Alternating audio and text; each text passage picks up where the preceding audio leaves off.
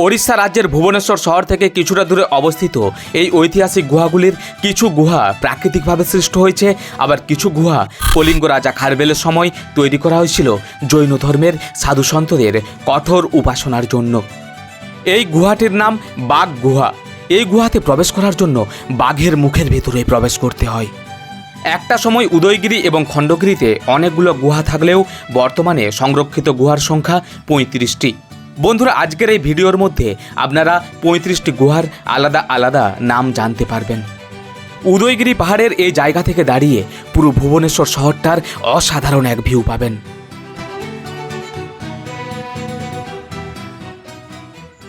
নমস্কার বন্ধুরা, আরও একটি ঐতিহাসিক স্থানের কিছু চমকপ্রদ নতুন তথ্য নিয়ে আমি সন্তু চলে এসেছি আপনাদের সকলের প্রিয় জানা অজানার সন্ধানে চ্যানেলে।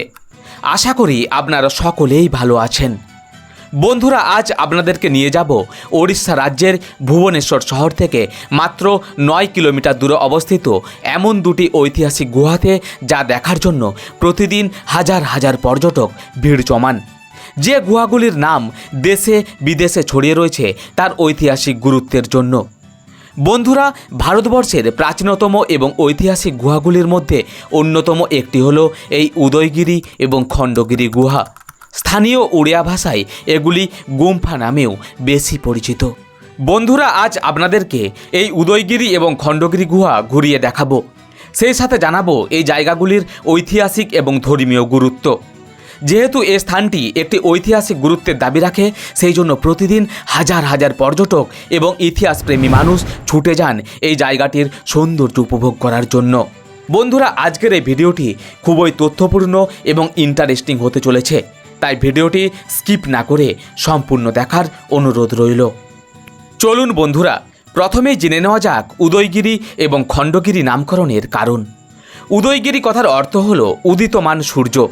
এই পাহাড়টি ভুবনেশ্বর শহরের পূর্ব দিকে অবস্থিত হওয়ার কারণে সূর্যের প্রথম আলোর কিরণ প্রত্যেক দিন সকালবেলা এই পাহাড়ের কোলে এসে পড়ে, যেই কারণে এই পাহাড় উদয়গিরি নামে পরিচিত।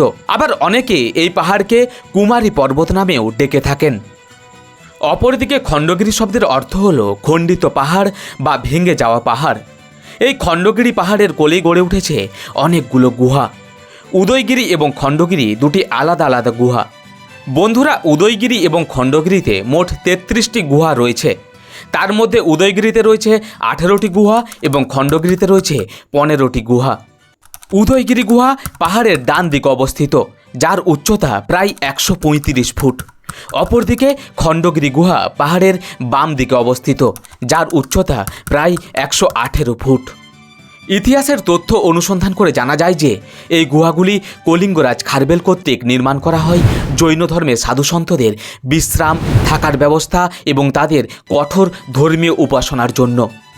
এই গুহাগুলি এমনভাবে নির্মিত করা হয়েছিল যেখানে সাধুসন্তরা নির্ঝঞ্ঝাটে অনায়াসেই কঠোর তপস্যায় লিপ্ত হতে পারতেন। গুহাগুলিতে দিনের বেলা সূর্যের আলো এবং রাতের বেলা চাঁদের আলো প্রবেশ করতে পারত। উদয়গিরি পাহাড়ের সবচেয়ে বড় এবং সুন্দরতম গুহাটি হল রানী গুম্ফা। দ্বিতল বিশিষ্ট এই গুহাটিতে মোট 32টি প্রকোষ্ঠ রয়েছে। এই গুহার দেওয়ালগুলিতে অসাধারণ সব কারুকার্য ফুটিয়ে তোলা হয়েছে, যা আপনার দৃষ্টি আকর্ষণ করতে বাধ্য। অনুমান করা হয় এই গুহাটি মন্ত্রোচ্চারণের জন্য বিশেষভাবে নির্মিত করা হয়েছিল। এই গুহাতে রথে শোয়ার অবস্থায় ভগবান সূর্যদেবের একটি প্রাচীন মূর্তিও দেখতে পাওয়া যায়। উদয়গিরির 18টি গুহারই আলাদা আলাদা নামকরণ করা হয়েছে। এদের মধ্যে অন্যতম হল রানী গুম্ফা, বাঘ গুম্ফা, হাতি গুম্ফা, গণেশ গুম্ফা প্রভৃতি। হাতি গুহা নামকরণের অন্যতম একটি কারণ হল এই গুহাটি বিশালাকৃতির হাতির ন্যায় বড় মাপের একটি গুহা। এই হাতি গুহার দেওয়ালে ব্রাহ্মী ভাষায় রচিত শিলালেখ দেখতে পাওয়া যায়। এই শিলালেখ থেকেই কলিঙ্গ রাজা খারবেল সম্পর্কে বিশদে তথ্য জানতে পারা যায়। এই হাতি গুম্ফা শিলালিপি থেকে জানতে পারা যায় যে চেত রাজবংশের কলিঙ্গাধিপতি মহারাজ খারবেল মাত্র 15 বছর বয়সে যুবরাজ হিসেবে অভিষিক্ত হন এবং 24 বছর বয়সে তিনি সিংহাসন লাভ করেন। এই লিপি জৈন ধর্মের নমকার মন্ত্রের মতো একটি শ্লোক দিয়ে শুরু হয়েছে। অপরদিকে খণ্ডগিরি পাহাড়ের গুহায় 24 জন তীর্থঙ্করের মূর্তি খোদাই করা রয়েছে। বন্ধুরা, আপনারা উদয়গিরি কিংবা খণ্ডগিরি যেই পাহাড়ের উপরেই উঠুন না কেন, সেই পাহাড়ের চূড়ো থেকে অপর প্রান্তের পাহাড়টিকে স্পষ্টভাবে দেখতে পাবেন। 19 শতকে নির্মিত জৈন তীর্থঙ্কর মহাবীর এবং পার্শ্বনাথের মন্দির রয়েছে খণ্ডগিরিতে। চারিদিকে প্রাকৃতিক সৌন্দর্যে ঘেরা এমন একটি মনোমুগ্ধকর পরিবেশে ভারতের প্রাচীন এই গুহাগুলি ঘুরতে ঘুরতে কখন আপনার সময় অতিবাহিত হয়ে যাবে তা হয়তো আপনি বুঝতেও পারবেন না। তাই ইতিহাসপ্রেমী মানুষদের প্রধান আকর্ষণের মূল কেন্দ্রবিন্দু হয়ে উঠেছে ভারতের এই প্রাচীনতম উদয়গিরি এবং খণ্ডগিরি পাহাড়ের এই গুহাগুলি। উদয়গিরি পাহাড়ের 12 নম্বর গুহাটি বাঘ গুহা নামে পরিচিত। এই বাঘ গুহা নামকরণের অন্যতম কারণটি হল এই গুহার প্রবেশদ্বার বাঘের মুখের আকৃতির ন্যায় তৈরি করা হয়েছে। এই গুহার ভেতরে প্রবেশ করতে হলে বাঘের এই মুখের ভেতরেই প্রবেশ করতে হতো। এই গুহাগুলির উচ্চতা এতটাই ছোট যে এর ভেতরে প্রবেশ করে ঠিকঠাকভাবে দাঁড়াতেও পারবেন না। চলুন বন্ধুরা, এইবার উদয়গিরি এবং খণ্ডগিরি পাহাড়ে যে 35টি আলাদা আলাদা গুহা রয়েছে তাদের প্রত্যেকের নামগুলো জেনে নিই।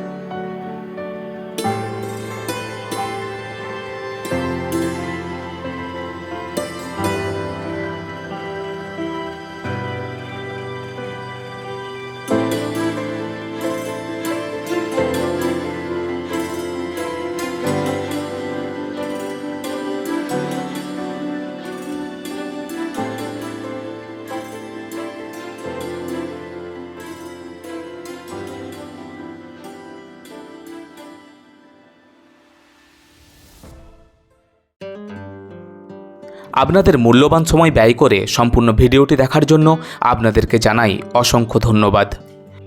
ভিডিওটি ভালো লেগে থাকলে অবশ্যই ভিডিওটিতে লাইক করে আপনাদের মূল্যবান মতামত কমেন্ট বক্সে রেখে যাবেন, কারণ আপনাদের একটি মূল্যবান লাইক এবং কমেন্ট আমাদেরকে নতুন করে নতুনভাবে পথ চলতে সাহায্য করবে।